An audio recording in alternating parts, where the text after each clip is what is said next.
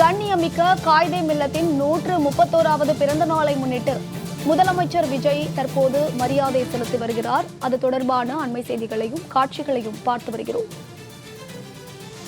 கண்ணியமிக்க காயிதே மில்லத்தின் 131வது பிறந்த நாளை முன்னிட்டு முதலமைச்சர் விஜய் தற்போது மரியாதை செலுத்தி வருகிறார்.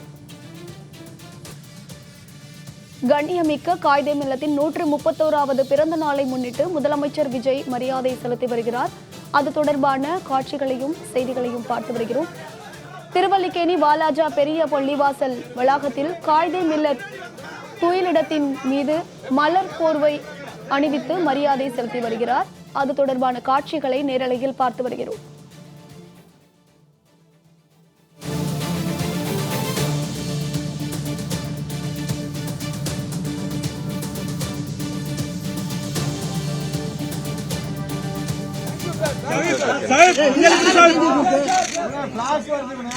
குஞ்சாலிக்குட்டி சார் நாட்டாதீங்கண்ணா.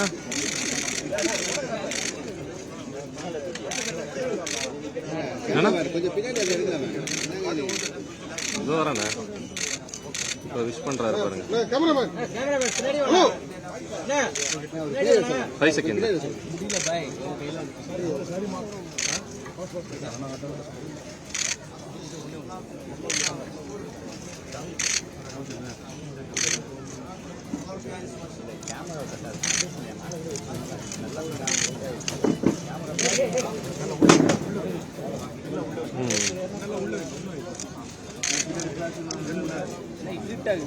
எங்க கேமராமேன் கொஞ்சம் பின்னாடி வாங்கலாங்க. காது ஏதேல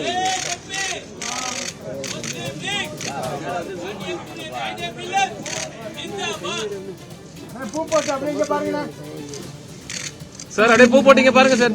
பூ போட்டு பாருங்க.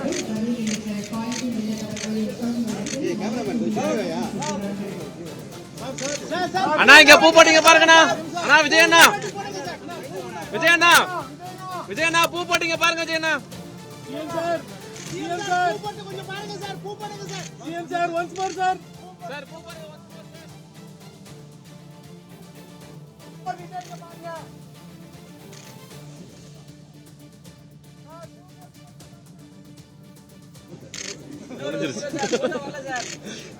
கலாச்சிட்டா இருப்போம்.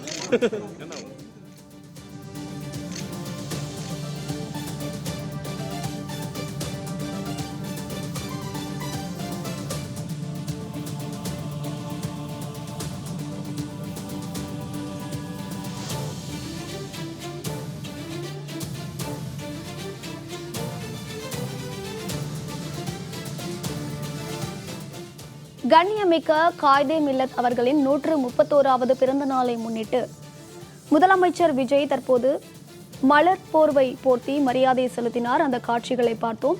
இது தொடர்பான மேலும் விவரங்களை கொடுப்பதற்காக செய்தியாளர் ஜெயலானி இணைப்பில் இருக்கிறார். அவரிடம் பேசலாம். வணக்கம் ஜெயலானி, இது தொடர்பான முழு விவரங்கள். வணக்கம் அம்ருத். கண்ணியமிகு காயிதே மில்லத்தின் 131வது பிறந்த நாள் என்பது இன்றைய தினம் அனுசரிக்கப்பட்டு வருகிறது.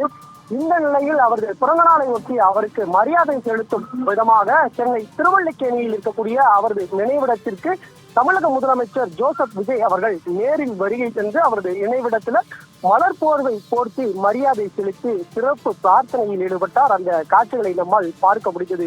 குறிப்பாக கண்ணியமிகு காயிதே மில்லத்தை பொறுத்தவரை 1896ஆம் ஆண்டு சென்னையில் பிறந்த அவர் 1972ஆம் ஆண்டு மறைந்தார்.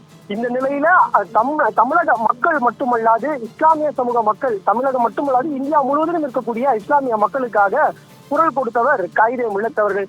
இந்திய விடுதலை போராட்டத்தில் பங்கேற்ற மிக முக்கிய தலைவர்களில் காயிதே மில்லத் அவர்களும் ஒருவர். இந்தியா பிரிக்கப்பட்ட போது பாகிஸ்தானுக்கு செல்லாமல் இந்தியாவிலேயே தங்கி இந்திய முஸ்லிம்களின் உரிமைகளுக்காக தொடர்ந்து குரல் கொடுத்தவர். அது மட்டுமல்லாமல் அரசியல் நிர்ணய சபையின் உறுப்பினராகவும் இருந்து இந்திய அரசியலமைப்பை உருவாக்கிய பணியிலும் பங்காற்றிய ஒரு முக்கிய பங்கு கண்ணியமிகு காயிதே மில்லத் அவர்களுக்கு இருக்கிறது.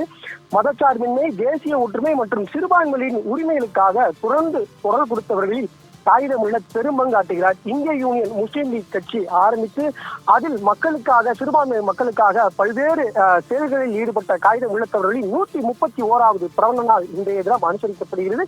அந்த நிலையில அவரது நினைவிடத்தில் அவர்கள் நேரில் வருகை தந்து அவரது நினைவிடத்துல மலர் போர்வை அணிவித்து மரியாதை செலுத்தினார். உடன் இந்திய யூனியன் முஸ்லீம் லீக் கட்சியைச் சேர்ந்த மாநில தலைவர்கள், அதே போன்று இந்திய யூனியன் முஸ்லீம் லீக் சார்பில் அந்த கட்சிக்கு ஆட்சியிலும் முதல் முறையாக பங்கு என்பது கொடுக்கப்பட்டிருக்கிறது.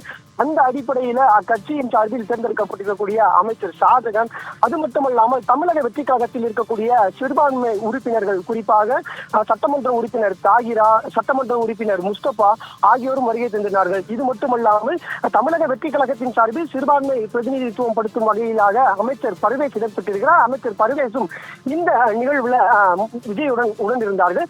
அது மட்டுமல்லாது முக்கிய அமைச்சர்களாக இருக்கக்கூடிய ஆதவ் அர்ஜுனா, நிர்மல் குமார், ஆதவ் அர்ஜுனா உள்ளிட்டவர்களும் இங்கே வருகை தந்திருந்தார்கள். அதையும் நம்மால் பார்க்க முடிந்தது. குறிப்பாக என் ஆனந்த், வெங்கட்ரமணன், மரிய வில்சன் உள்ளிட்டவர்களும் இங்கே வருகை தந்து அவரது நினைவிடத்துல மரியாதை செலுத்தினார்கள்.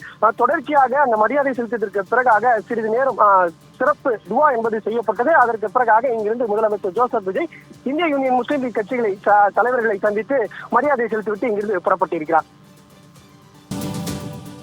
விவரங்களை வழங்கியமைக்கு நன்றி ஜெயலானி.